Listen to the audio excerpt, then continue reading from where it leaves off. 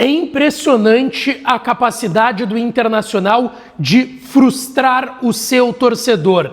Depois de uma grande atuação, uma data FIFA para pensar em muita coisa e trabalhar o jogo contra o Mirassol mais desfalcado que teve até então no Campeonato Brasileiro, e o Internacional foi colocado em determinados momentos da partida de hoje, lá no interior de São Paulo, na roda. Em determinados momentos o Inter foi colocado na roda. Falhas individuais, que eu diria muitas delas até patéticas, e o Inter mereceu perder, e até demais, quem sabe, contra o Mirassol fora de casa. Nesse vídeo a gente traz a nossa análise dessa derrota do Internacional de 3-1 contra o Mirassol a partir de agora aqui no canal.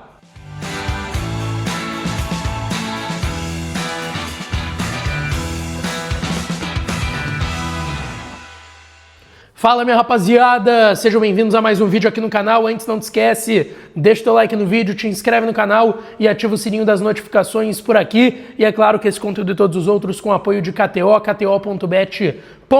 Vai lá para brincar, para se divertir. O site é proibido para menores de 18 anos, então jogue com responsabilidade. Na KTO eu me dei mal por lá, apostei numa vitória do Internacional por 2-1, ambos marcam, mais de 1,5 gols, vitória do Inter, mas me dei mal, o Inter perdeu e foi uma derrota duríssima contra o Mirassol.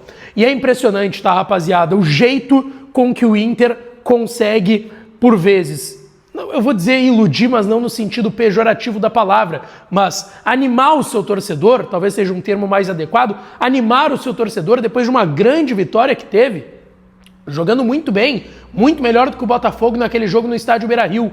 E aí, o Inter, a gente imaginou, bom, ganhou, jogando bem, achou um sistema com 3 zagueiros, tem a data FIFA, vai melhorar e vai poder fazer um enfrentamento contra o Mirassol. Que é verdade, a gente sempre ponderou, o Mirassol é a sensação do campeonato, fazendo uma baita campanha, já garantiu a permanência na primeira divisão, hoje dá para dizer que está brigando por uma vaga e está neste momento dentro do G4, conquistando uma vaga que seria direta para a fase de grupos da Libertadores, mas o Mirassol mais desfalcado da temporada, sem o seu goleiro titular, que é o Walter, que vem fazendo uma baita campanha com o Mirassol, sem o Lucas Ramon, lateral direito, que estava muito bem, sem o Edson Carioca, volante, que estava muito bem, sem o Chico da Costa, que era o titular, por mais que não estivesse bem, foi afastado, mas é o Mirassol mais desfalcado desse Brasileirão.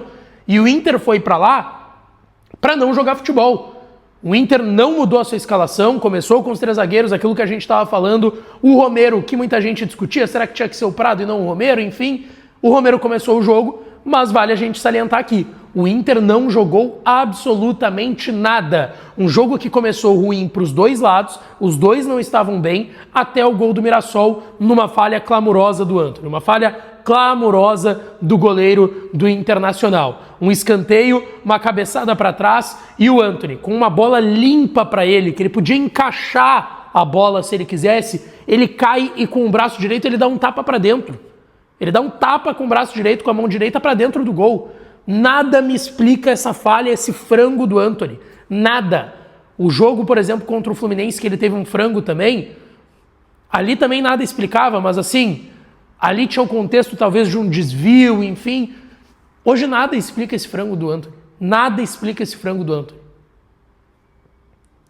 O Inter consegue, 12 minutos depois, o empate numa cobrança de falta do Alan Patrick, bem batida. O Muralha queima a roupa ali. Não sei se ele estava encoberto pela marcação ali, pela barreira da equipe do Mirassol. No rebote, o Thiago Maia empata. O Inter ali não estava merecendo gol, porque não estava jogando nada, mas até dá para dizer que o Mirassol também não mereceu aquele primeiro gol, não pela falha do Antony, mas porque o jogo era ruim para os dois lados, tá? O jogo não era bom, o Inter não atacava, só que daí tinha um ponto que estava acontecendo. O Mirassol, alçando bolas na área do Inter, mesmo com 3 zagueiros, o Inter estava tomando sufoco.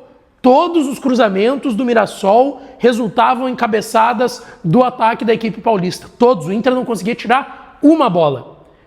Aí o Mirassol acha nessa falha do Antony o primeiro gol, o Inter empata, e aí em mais uma falha para mim do Antony, mas daí uma falha também coletiva, porque, cara, o Reinaldo, que é um lateral que todo mundo conhece, que está muito bem no Mirassol, mas é um lateral bem limitado, não pode fazer aquela jogada e o Aguirre e o Bruno Henrique ficarem olhando. Jogada pelo lado esquerdo, já dentro da área, o Antony não fecha o primeiro pau, não fecha o primeiro pau, fica olhando a bola do Reinaldo, um cruzamento / chute, ele tentou cruzar para o meio da área, se alguém botar para dentro, botou, a bola vai no primeiro pau, passa pelo Antony e bate na trave do outro lado e entra, e ali o Mirassol vai com uma vantagem de 2-1 para o intervalo. O Inter tinha muita coisa para melhorar, o Internacional volta com a mudança do esquema, o Ramon bota o Ricardo Matias na vaga do Vitor Gabriel, que estava muito mal no jogo, assim como todo o time do Internacional, mas aí toma já uma ducha de água fria no início do segundo tempo,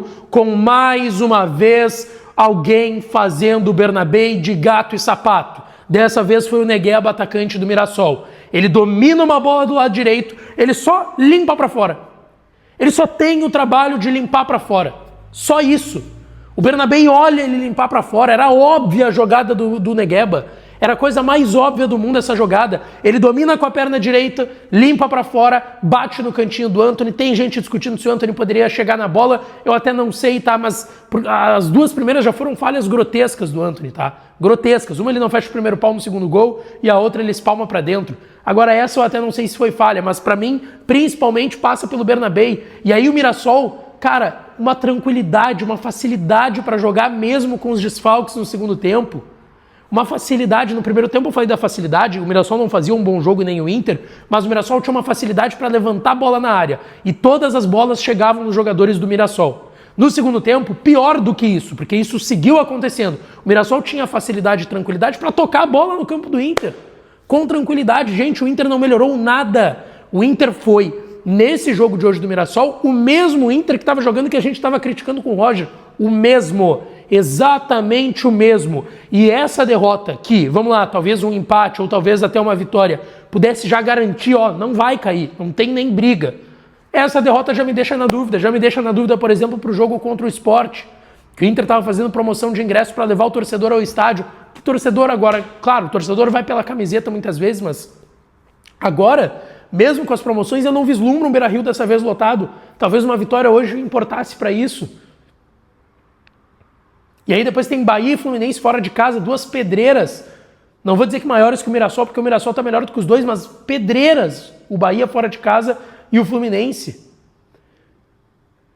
Como é que eu vou acreditar que o Inter vai jogar bola contra esses times agora? Contra o próprio Sport, que às vezes dificulta a vida dos grandes. Veio aqui na Arena, em Porto Alegre, e ganhou do Grêmio.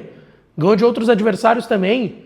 Vem fazendo um segundo turno melhor do que o primeiro, mas ainda vai cair. O Mirassol não, o Sport está fadado ao fracasso, está fadado ao rebaixamento.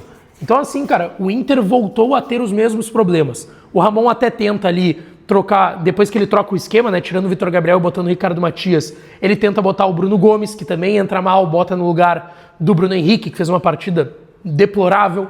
Ele tenta botar o Alan Rodrigues ali, tenta botar o Tabata. Cara, o Tabata só cisca, cara, só cisca. Aí tu vai me dizer, mas ele chuta bem de fora da área. Ele só cisca, nem chutar hoje ele conseguiu. Ricardo Matias completamente perdido em campo. Todo mundo completamente perdido em campo. Alan Patrick dormindo mais uma vez. O Inter hoje foi rigorosamente o mesmo depois do Gauchão. E aí a gente achou que depois do jogo que fez contra o Botafogo, que também é um bom adversário, também tem um bom time, agora já estou na dúvida se aquilo não foi uma exceção de um jogo ruim do Botafogo e um dia bom do Inter. Porque eu não sei se o Inter pode entregar e se vai entregar isso em outros jogos. De novo, o Inter repetiu seus mesmos problemas e mereceu uma derrota que poderia ter sido maior. Depois do terceiro gol do Mirassol, o Mirassol teve chance de fazer o quarto. Poderia ter sido pior, gente.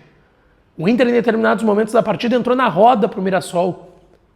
Hoje foi o jogo do não do Inter. De novo, mais uma vez na temporada eu venho dizer isso. Foi o jogo do não do Internacional.